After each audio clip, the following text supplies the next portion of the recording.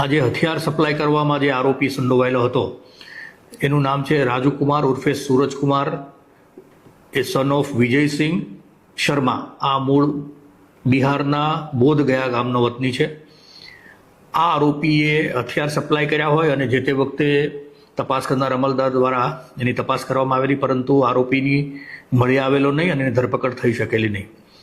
હાલનો જે આરોપી છે એ બિહારની અંદર ગયાની અંદર જે ખૂનના ગુનામાં 2024થી વોન્ટેડ હતો. એટલે બિહારના ગયા પોલીસ દ્વારા એની ધરપકડ છેલ્લા 15 દિવસ પહેલાં કરવામાં આવેલી હતી. અને આપણી અહીંની પોલીસ સતત ત્યાંના પોલીસ સાથે સંપર્કમાં હતી.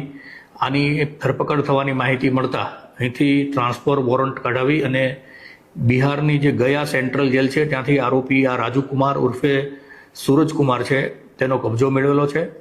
ગઈકાલે નામદાર એટ્રોસિટી કોર્ટ, સેશન્સ કોર્ટ જે સુરત છે તેમાં આ આરોપીને રજૂ કરી અને તેની 10 દિવસના રિમાન્ડની માંગણી કરતા નામદાર કોર્ટે દિન 5ના રિમાન્ડ મંજૂર કર્યા છે. આ આરોપી છે એ ગુનાહિત ઇતિહાસ ધરાવે છે. લગભગ 7 કરતાં વધારે ગુનાઓ તેની સામે બિહાર, મધ્યપ્રદેશ, દમણ અને ગુજરાતની અંદર દાખલ થયેલા છે.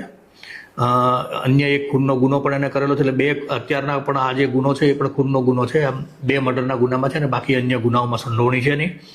આરોપી ખૂબ જ રીઢો છે. પૂછપરછમાં અત્યારે એમણે એવી કબૂલાત કરી છે કે આ બંને હથિયાર જે ગુનામાં વપરાયેલા હતા એ હથિયાર અને કાટીઝ એણે જે આરોપીઓ છે, જે અગાઉ પકડાયેલા આરોપીઓ એમને આપેલા છે. હાલમાં ગુનાની તપાસ છે ચાલુ છે. અગાઉ જે 2 આરોપી નિકુંજ અને ઈશ્વરપુરી જે પકડાયા છે એ બંને જણા હાલ સેન્ટ્રલ જેલમાં જ છે, લાજપોર સેન્ટ્રલ જેલમાં. અને આ આરોપી ત્રીજો પકડાયો છે અને આની હાલની ગુનાની તપાસ ચાલુ છે. સાહેબ, આજે હથિયાર આ સપ્લાય કરેલા હતા તે હથિયાર વેચાતા આપેલા હતા?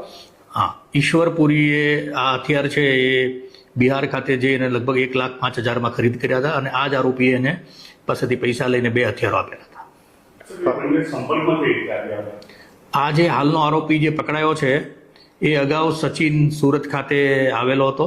અગાઉ એની સામે સચિન પોલીસ સ્ટેશનમાં એક ગુનો પણ દાખલ થયેલો છે, દમણમાં પણ દાખલ થયેલો છે, વાપીમાં પણ ભૂતકાળમાં પોતે કામ કરતો હતો.